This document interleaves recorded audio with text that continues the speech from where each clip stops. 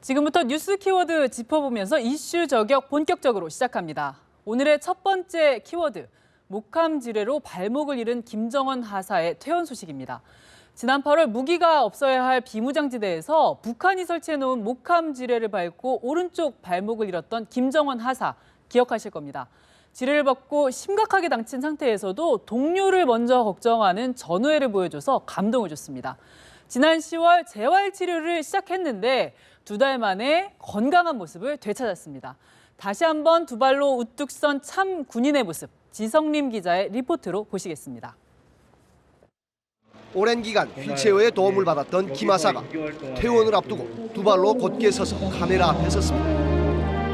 의족을 착용한 오른쪽 다리를 툭툭 만져도 보고 제자리에서 자연스레 뛰어도 보자 주변에서 박수갈채가 쏟아집니다.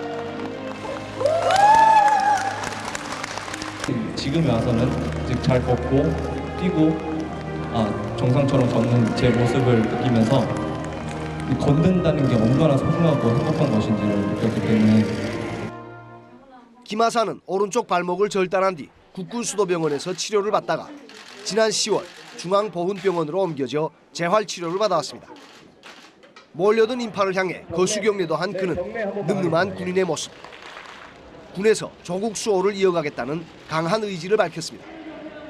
제가 비록 수색대대에서 근무를 했었지만 제가 비록 거기서 하지 못하더라도 이제 군에 이바지해서 제 능력을 다른 데로 쓸 수 있기를 희망합니다. 김 하사는 지금은 정상적인 생활이 가능한 상태로 다른 사람의 부축 없이 두 발로 문 밖을 걸어나갔습니다. 김 하사는 앞으로 국군수도병원에서 한두 달간 부대 복귀를 위한 마무리 치료를 받을 계획입니다. 연합뉴스TV 지성림입니다.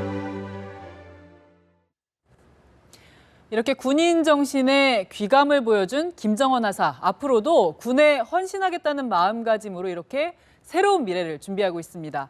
그런데 신체의 일부를 잃는다는 것, 20대 초반의 앳된 청년이 선뜻 받아들이기는 쉽지 않은 시련이었을 텐데요. 김 하사가 어려움을 극복할 수 있게 도와준 멘토가 있었습니다. 의족을단 원더우먼으로 불리는 미국인인데요. 윤지연 기자가 소개합니다. 김정원 하사와 하재헌 하사가 새 다리를 얻은 첫날. 기쁨을 함께 나눌 멘토가 병동을 찾아왔습니다. 오늘 신었어요? 네, just today. Today? It's your first day? First day. Congratulations! Wow, crazy! 어린 시절 다리를 잃고 의족에 의지해온 멀린스.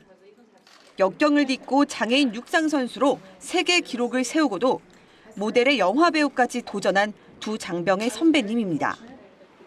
늘 자신감 넘치는 모습의 비결이 뭔지 장병들이 물었습니다. I think the power of imagination is very strong.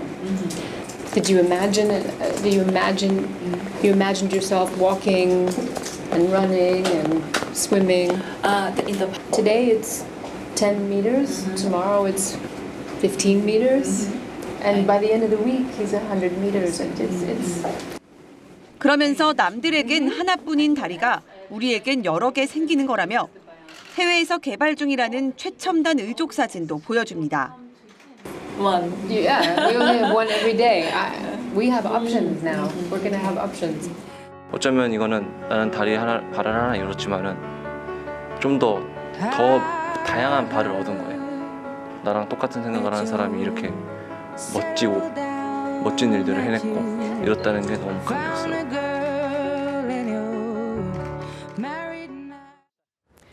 김 하사가 이렇게 다시 일어설 수 있었던 데는 이런 긍정의 힘, 그리고 주변의 도움이 있었습니다. 또 다른 이유도 있었는데 바로 전우애였습니다. 함께 재활 치료를 받고 있는 하재헌 하사를 생각하면서 최선을 다했다고 합니다. 제가 이제 큰 관심과 성원을 받기 때문에 저 하재헌 하사도 제 후배고 저도 이제 선배로서 뭔가 좀 더 보여주기, 회복을 잘 하고 있다 이런 거를 보여주고 싶어서 정말 열심히 했던 것 같습니다. 근데 하재헌 하사분은 평생 만날 생각을 하고 있기 때문에 이렇게 영원히 안 만나는 게 아니니까. 지뢰에 다친 순간부터 다시 두 발로 홀로 서게 하는 순간까지 김정원 하사는 함께 있던 하재헌 하사를 잊지 않았습니다. 하재원 하사는 김정원 하사보다 부상 정도가 심해서 좀 더 치료를 받아야 하는데 황인성 아나운서, 하재원 하사의 근황은 어떤가요? 네, 하재원 하사 역시 재활과 치료를 병행하면서 건강을 되찾고 있습니다. 하재원 하사는 지난 10월 자신의 의족을 착용하고 건넨 재활 영상을 공개했는데요. 네, 엊그제 지뢰 폭발음으로 인한 고막 파열 수술을 받았나 봅니다. 드디어 내일 수술이다, 마지막 수술이길 바란다, 18번째 수술인데 긴장된다, 이렇게 쓰고서 잘하고 오겠다고 했습니다. 수술이 끝나고서는 잘 끝났다고 걱정해 주신 분들께 감사하다고 인증샷을 올렸는데요. 건강을 되찾고 있는 모습이어서 다행입니다. 견디기가 쉽지 않은 상황일 텐데 이렇게 씩씩하게 이겨내는 모습 보니까 마음이 뭉클합니다. 미안하기도 하고 고맙기도 합니다. 김정원, 하재원 하사 이제 중사로 진급을 한다고 하는데요. 치료비 전액은 국가에서 보장하고 본인의 의사를 반영해서 보직을 배정한다고 합니다. 20대 앳된 나이에 북한의 지뢰 도발을 겪은 두 청년. 국민 모두가 두 사람의 미래를 응원합니다. 두 번째 키워드, 공기업의 유리천장입니다. 초등학교 시험에서부터 국가고시에 이르기까지 공부하면 여자, 이런 얘기 벌써 오래전부터 들으셨죠? 그런데 공기업 임원진으로 올라가는 승진 사다리는 여성에게 매우 인색하다고 합니다.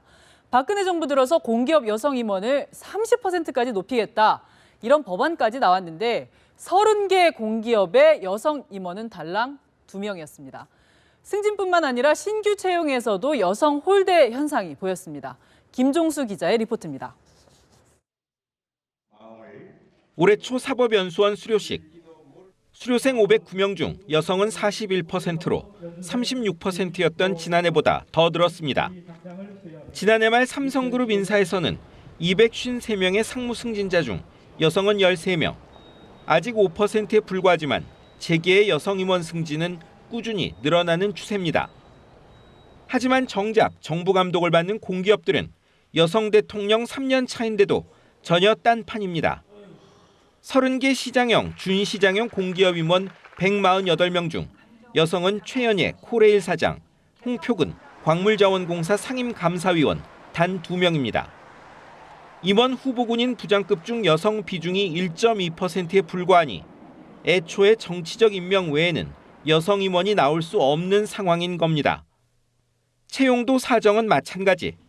많은 민간 기업이 여성 합격자가 너무 많아 고민이지만 조사 대상 공기업은 여성 채용 비율이 2012년 25%에서 20% 아래로 오히려 줄었습니다. 여성 임원이 될 후보군이 너무 적다. 이게 가장 큰 원인이고요. 두 번째는 공공기관이 관치의 영향을 굉장히 많이 받는데 관치에서 오는 상임위원 임원이나 감사 자리가 대부분 남성으로 채워졌다. 일각에서는 수년 내 여성 임원들이 빠르게 늘 것이란 관측도 나옵니다. 현 여성 임원의 주류인 1960년대생 40대 후반의 이른바 유교사 세대는 채용 때부터 소수였지만 그 이후 세대에서는 여성 채용 숫자도 늘고 핵심 업무에 진입하고 있어 여성 임원이 자연스럽게 늘 수밖에 없다는 분석입니다. 연합뉴스TV 김종수입니다. 공기업에 여성 임원이 거의 없고 신규 채용에도 소극적이다, 이런 내용인데요. 아직은 고위층에 임원으로 승진할 여성 인력 자체가 많이 없기도 하겠지만 능력 있는 여성이 활약할 수 있는 기회가 제대로 주어지고 있는 걸까요? 유리천장이 있느냐, 이런 문제인데 경제협력개발기구 회원국을 대상으로 유리천장 지수를 조사했을 때 한국이 최하위였습니다. 양태삼 기자의 보도입니다. 유리천장 지수는 영국 주간지인 이코노미스트지가 임금 격차와 고등교육 참여율, 여성 국회의원과 기업의 임원 비율 등을 항목으로 삼아 만들었습니다. 이 지수는 한 나라의 성평등 정도를 보여줍니다. 이 주간지가 경제협력개발기구, 즉 OECD 28개 회원국을 조사한 결과 한국은 최하위를 기록했습니다. 100점 만점에 25.6점으로 평균 60점에도 훨씬 모자랐습니다. 80점을 받은 핀란드가 1위를 차지했고 노르웨이와 스웨덴은 공동 2위를, 폴란드와 프랑스가 4, 5위에 올랐습니다. 이슬람 신자가 많은 터키조차 한국을 2계단 앞섰습니다. 한국은 일본보다 뒤졌습니다. 여기에 일하는 여성들에게 우울하게 들릴 소식이 하나 더 있습니다. 활발하게 경력을 쌓아야 할 30대에 우리나라 기혼 여성 10명 중에 4명은 직장을 그만둔다는 통계입니다. 오래 공부하고 준비해서 힘들게 취업했는데 결혼과 육아를 계기로 경력이 끊긴다는 겁니다. 김지수 기자입니다. 올해 4월 기준 경력 단절 여성은 205만 3천 명.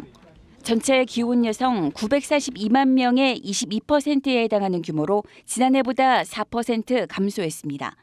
연령대별로 보면 경력 단절 여성은 30대가 53%로 가장 많았는데 최근 20대 여성의 결혼이 줄고 30대 여성의 결혼이 늘면서 30대의 임신과 출산 부담이 커졌기 때문인 것으로 분석됩니다. 30대 경력 단절 여성은 109만 명으로 30대 기혼 여성의 38%를 차지했습니다. 30대 기혼 여성 10명 중 4명인 셈입니다. 이어 40대 경력 단절 여성이 61만 1,000명으로 뒤를 이었습니다. 직장을 그만둔 이유로는 결혼이 37%로 가장 많았고 육아, 임신 출산이 뒤를 이었습니다. 지난해와 비교하면 임신 출산으로 일을 그만둔 경우는 15% 늘었지만 결혼, 자녀 교육, 가족 돌봄을 이유로 그만둔 경우는 줄었습니다. 경력이 끊긴 지 10년이 넘은 여성은 전체의 37%를 차지했고 5년에서 10년은 24%였습니다. 일을 그만두면 다시 시작하기가 쉽지 않은 것으로 해석됩니다. 사회적으로 가장 활발하게 경력을 쌓아야 할 30대.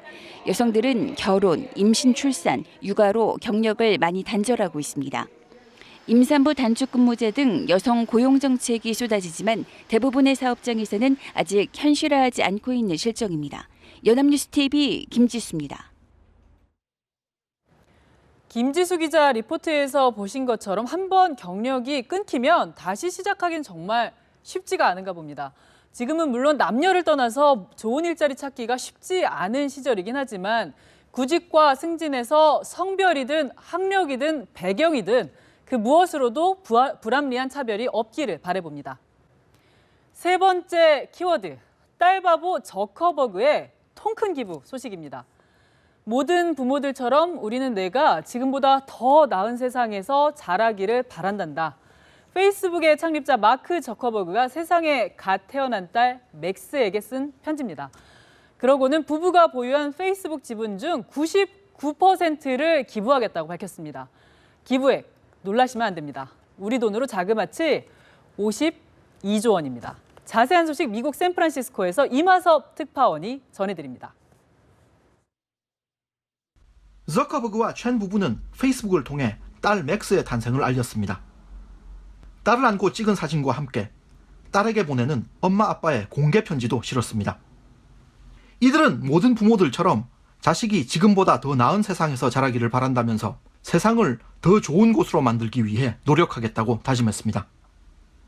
더 나은 세상을 만들도록 힘쓰는 것은 부모가 자식에게 품는 사랑이기도 하고 다음 세대에 대한 도덕적 책임이기도 하다고 이들은 강조했습니다. 부부는 젊은 시절부터 이런 노력을 해야 한다며 부부의 이름을 딴 첸 저커버그 이니셔티브라는 자선기관을 만들었습니다. We need to make sure that there are investments in programs that ensure that the future isn't going to be like today. The future is going to be better than today. 이들은 살아있는 동안 이들이 보유한 페이스북 지분 중 99%를 기부할 계획이라고 밝혔습니다. 주식 시가로 따지면 우리 돈으로 자그마치 52조 원입니다. And I hope that not just our child, but everyone in our community has an opportunity to go on and have an even bigger impact in the world. 페이스북은 이런 계획을 미국 증권거래위원회에 공식으로 신고했습니다. 샌프란시스코에서 연합뉴스 이모섭입니다. 기부가 단순한 호의가 아니다. 도덕적 책무, 즉 노블레스 오블리주라는 저커버그 부부. 자선단체를 세워서 인간의 잠재력 증진과 평등 구현에 노력을 하겠다. 이런 내용인데요. 불과 31살에 그야말로 통큰 기부를 한 겁니다. 그런데 저커버그 말고도 해외에는 나눔을 실천하는 기부왕들이 많습니다. 성현재 기자의 리포트로 알아봅니다. 해외에서는 저커버그처럼 자수성가로 모은 재산을 사회에 돌려주려 하는 부자가 늘어나는 추세입니다. 빌 게이츠 마이크로소프트 공동 창업자 부부는 재산 대부분을 부부가 이끄는 자선재단에 기부하기로 약속했습니다. 세 자녀에게는 각각 $10,000, 하나 116억 원씩만 주기로 했습니다. 워렌 버핏 버크셔 해스웨이 회장은 재산의 99%를 기부하겠다고 일찌감치 선언했고, 사우디의 알 walid 왕자도 전 재산인 $320억, 하나 약 37조 원을 내놓겠다고 밝혔습니다. 팀 쿡 애플 CEO도 죽기 전에 전 재산을 사회에 내놓을 것이라고 밝혔습니다. 사회 환원을 약속한 부자들의 공통점은 자수성가로 재산을 모았다는 데 있습니다. 특히 워렌 버핏과 빌 게이츠의 약속은 다른 거부들에게도 영향을 미쳤습니다. 두 사람은 2010년 억만장자들에게 재산의 절반 이상을 사회에 내놓을 것을 호소하는 기부 약속 운동 더 기빙 플래지를 시작했습니다. 이 운동은 호응을 얻어 세계 14개국에서 올해 5월 기준 137명의 부호가 동참했습니다. 해외와는 달리 한국 갑부들은 재산 환원보다 자녀 상속을 선택하는 경우가 많습니다. 지난해 재벌닷컴의 조사 결과 보유 재산이 1조 원 이상의 슈퍼갑부는 모두 35명으로 이 가운데 상위 10명은 모두 재벌가 출신의 상속형 부자였습니다. 여기에 경영권 승계를 위해 부모의 재산을 놓고 피도 눈물도 없는 형제 간 분쟁을 벌이는 경우도 적지 않습니다. 연합뉴스 성현재입니다. 참 대조적인 모습인데요. 저커버그의 감동적인 기부 소식을 접하고 나서 황인성 아나운서가 우리의 기부 문화에 대해서 시민들의 목소리를 들어봤습니다. 황인성 아나운서, 시민들 생각은 좀 어땠습니까? 네, 주로 우리의 기부 문화가 아직 정착되지 않았다는 생각이 많았습니다. 굴지의 대기업들이 사회적 기부에 관심을 가져달라는 의견도 있었고요. 또 우리는 재산을 대물림하는 쪽으로만 생각하는 게 아니냐, 이런 의견도 있었습니다. 이 기부가 부자들만의 일이 아니라 모두의 일이라는 얘기도 들어볼 수 있었는데요. 시민들의 이야기를 직접 들어보시죠. 국내 좀 굴지의 기업들이 좀 이런 분야의 사회적인 분야에 좀 더 좀 관심을 가지고 그 문화가 이제 조금 부족하지 않나. 선진국으로 갈수록 이렇게 환원을 함으로 해서 내가 남을 도와주고 베푸는 것에서도 행복지수가 높아지는 것 같은데 아직 저희는 그렇게까지는 아닌 것 같아서. 기부를 했을 때 내가 기분 좋으려고 하는 건데 오히려 내가 왜 기부를 했을까? 기부함으로 해서 내한테 손해다고 생각이 들게끔 만들어줘야 지금요. 자기들 이윤을 추구하더라고요. 예를 들어 뭐 100만 원을 기부하면은 80만 원은 자기들 운영하는 데 쓰고 20만 원을 기부를 한다. 이런 게 되게 안 좋더라고요, 보기가요. 나름대로의 그 뭐 많은 그 기부는 아니래도 개인 정말 그 조금이라도 예를 들어서 뭐 도시락을 싸서 이렇게 어려운 분들 좀 보내드리든지. 자기 재산을 축적할 때 사회에서 벌어들인 돈이니까 나라에 환원한다는 그런 개념으로 진행이 돼야 되는데 자기 자손이나 가족에게 물려주는 거를 당연시하게 여기고 재산이 많다고 기부하는 게 아니라 요새 능력 기부도 많이 하지 않습니까? 그러니까 그런 식으로 그 모두가 바뀌어져야 될 것이다, 이렇게 봐집니다. 네, 이렇게 시민들 얘기 직접 들어보니까 우리 사회의 기부 문화에 대해서 다시 한번 생각을 하게 되는데요. 저커버그가 우리에게 던져주는 메시지는 기부 말고 또 있습니다. 딸바보 저커버그는 이번에 2개월간 육아휴직에 들어갔는데요. 이렇게 사장님이 먼저 육아휴직을 한다면 직원들도 눈치 안 보고 가기가 좋겠죠. 기부든 육아휴직이든 페이스북 버튼처럼 저커버그 좋아요입니다. 네 번째 키워드, 발목 잡은 노영민 시집 소식입니다. 국회 상임위원회 위원장이면 산하기관에는 조금 과장해서 떠받들어야 될 존재죠. 어제까지 국회 산업통상자원위원회 위원장을 지냈던 새정치민주연합의 노영민 의원. 산업위원회 산하기관에 자신의 시집을 팔았다가 혼쭐이 났습니다. 대국민 사과를 하고 상임위원장 자리까지 내놔야 했습니다. 정영훈 기자의 보도입니다. 상임위 산하 기관을 상대로 자신의 시집을 강매했다는 의혹에 휩싸인 새정치연합 노영민 의원.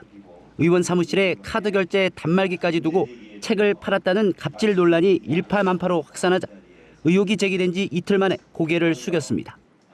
노 의원은 대국민 사과 성명에서 국회의원으로서 사려 깊게 행동하지 못한 점에 대해 국민께 머리 숙여 깊이 사죄한다고 밝혔습니다. 국회 산업통상자원위원장직에서도 물러나기로 했습니다. 특히 문제가 된 피감기관에서 구입한 것 외에 민간에서 구입한 구매 대금도 전액 돌려주기로 했습니다. 70년대 학생 운동권 출신인 노 의원은 17대 총선부터 청주에서 세 차례 내리 당선된 중진입니다. 작고한 김근태 전 의장 그룹이지만 2012년 대선 때 문재인 후보 비서실장을 지낸 것을 계기로 문 대표의 측근으로 분류됐습니다. 언론 보도로 의혹이 불거지자 당무감사원에 감사를 자청하고 적극 해명에 나섰던 노 의원이 대국민 사과를 한 것은 문 대표에게 부담을 덜어주려는 의도로 풀이됩니다. 당 내용의 측근의 구설수로 악재가 겹친 문 대표도 사실관계를 살필 것이라며 다소 유보적 입장을 보였던 것에서 하루 만에 기류를 바꿨습니다. 당무감사원이 엄정하게 감사할 것을 지시를 했습니다. 그리고 또 그 감사 결과에 따라서 엄정한 조치가 이루어질 것입니다. 당무감사원은 현재 노 의원에 제기된 의혹에 대해 사실관계 조사에 착수했으며 결과가 나오는 대로 감찰을 의결할 예정이라고 밝혔습니다. 연합뉴스TV 정영훈입니다. 애초에 의혹이 불거졌을 때 노영민 의원은 아주 극히 일부 피감기관에서 관행적 수준의 도서 구입을 했다고 들었다. 오해의 소지가 있겠다 싶어서 구입 대금을 모두 돌려줬다. 이렇게 해명했는데 여론의 시선은 싸늘했습니다. 국민의 눈에는 국회 상임위원장과 산하기관의 권력관계, 요즘 말로 갑을관계가 들여다보이기 때문이겠죠. 국회의원들이 지위를 이용한 것 같은 의혹은 또 있습니다. 황인성 아나운서가 정리를 해드릴 텐데요. 황인성 아나운서, 로스쿨 졸업시험에 떨어진 아들 때문에 로스쿨 원장을 만났다. 로스쿨을 나와서 변호사가 된 자녀의 취업에 부적절한 압력을 행사했다. 이런 의혹들이죠. 네, 그렇습니다. 신기남 의원은 로스쿨에 다니는 아들이 졸업시험에 떨어지자 원장을 만나 구제 방법을 물었습니다. 부모로서 상담을 하려고 찾아간 것뿐이라고 해명을 했는데 논란을 잠재우지는 못했습니다. 결국 새정치연합이 내부 조사에 착수했는데요. 현직 변호사가 신기남 의원을 직권 남용 혐의로 조사해달라고 검찰에 고발하기도 했습니다. 새정치연합은 윤후덕 의원이 로스쿨을 졸업한 딸의 취업 청탁으로 문제를 일으킨 지 3개월 만에 이렇게 비슷한 논란이 일어서 곤혹스러운 분위기인데요. 새누리당도 신 의원의 처신이 부적절했다고 비난은 했는데 이런 논란에서 완전히 자유롭지는 않습니다. 김태원 의원이 로스쿨을 나온 변호사 아들의 특혜 취업 의혹으로 곤욕을 치렀기 때문인데요. 새누리당 윤리위원회에서 사실무근이라고 판정하기는 했지만 제 식구 감싸기란 비난은 면치 못했습니다. 이렇게 얘기 들어보면 부모로서 한 거다, 관행적으로 한 거다, 이런 해명들이 나오는데요. 요즘 수저 계급론이라는 말이 자주 들리죠. 부모의 배경이 자식의 미래까지 결정한다는 아주 자조적인 말입니다. 한창 때인 청년들이 금수저, 흙수저 얘기하면서 속을 끓이는 판에 국회의원들의 이런 처신 실망스럽습니다. 5번째 키워드, 최초의 외국인 국립현대미술관장입니다.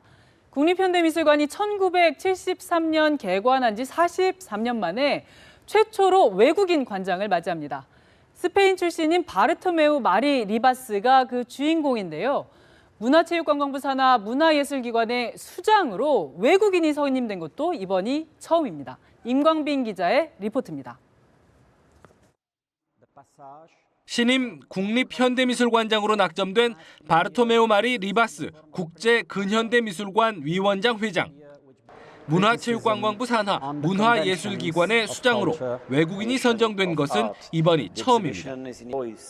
바르셀로나 현대미술관 관장으로 7년간 재직하며 탁월한 경영 능력을 입증했고 해외 미술계 인사들이 적임자로 추천했다는 것이 문체부의 설명. 마리 관장의 임기는 2018년까지입니다. 마리 신임 관장의 전문성과 네트워크를 기반으로 세계적인 미술관으로 발돋움하기 위해 전담 통역사를 배치하는 등 지원을 아끼지 않는다는 방침입니다. 지난해 10월 정형민 관장이 하계연구사 부당 채용 파문으로 직위 해제된 이후 1년 2개월 동안 비어있던 관장석. 정부가 올해 재공모를 추진하자 1차 공모에서 탈락한 전 경기도립미술관장이 공개 반발하며 파문이 일었고 마리 관장이 내정됐다는 소식에 미술작가 500여 명이 검열 전적을 문제 삼아 반대 성명을 내는 등 크고 작은 잡음이 끊이지 않았습니다. 국내에 있는 현대미술관 중 유일하게 국가가 설립한 만큼 상징적 의미가 큰 자리. 일부 논란에도 불구하고 정부가 외국인 관장을 선택한 것은 학벌과 파벌에 얼룩진 우리나라 미술계를 혁신하겠다는 의지가 반영된 결과로 풀이됩니다. 연합뉴스TV 임광빈입니다. 이 마리 신임 관장은 빈센트 반 고흐가 활동했던 네덜란드 그리고 파블로 피카소의 고향인 스페인 등지에서 활동해온 경력을 높게 평가받았습니다. 특히 바르셀로나 현대미술관에서 7년간 관장으로 재직하면서 경제 위기 속에서도 관람객 수와 입장 수익을 늘리면서 탁월한 경영 능력을 입증했다고 합니다. 그래서 영국 테이트 미술관 총관장이나 프랑스 퐁피두 센터 관장 같은 해외 유수의 미술계 인사들이 마리 관장을 추천했다는데요. 문제는 조금 전 리포트에서 보신 것처럼 검열 전력으로 인한 논란입니다. 황인성 아나운서, 어떤 논란이었죠? 네, 바르셀로나 현대미술관장으로 재직할 때 전시회를 행사 직전에 취소를 했는데 스페인군 주제를 풍자하고 예술과 권력의 관계를 비판적으로 다룬 작품이 포함되어 있었다고 합니다. 검열한 것 아니냐 이런 논란을 초래한 건데 이 반발이 커지자 전시회를 다시 열기로 하고 본인은 사임을 했는데 이 사임하기 직전에 자기 뜻에 따르지 않은 큐레이터를 해고했다고 합니다. 이런 전력 때문에 지난달에 500명이 넘는 미술인이 이 마리 관장에 대한 우려의 입장을 표명했습니다. 네, 마리 관장은 문체부의 미술관을 보호하기 위한 관장으로서의 선택이었으며 이 사태에 대한 책임을 지고 사임했다고 해명했다고 합니다. 이 문체부도 이런 해명을 포함해서 면밀히 검토한 끝에 임명을 최종 결정했다고 밝혔습니다. 그래도 아직은 논란이 말끔히 정리되지 않은 분위기인 것 같은데요. 자유로운 창작이 핵심인 예술 분야에서 검열만큼 논란이 되기 쉬운 문제도 없는 건 사실입니다. 요즘 말을 빌리자면 문화 용병인 마리 관장에게 역량 발휘와 동시에 국내 미술계의 우려를 불식해야 하는 과제가 주어졌습니다.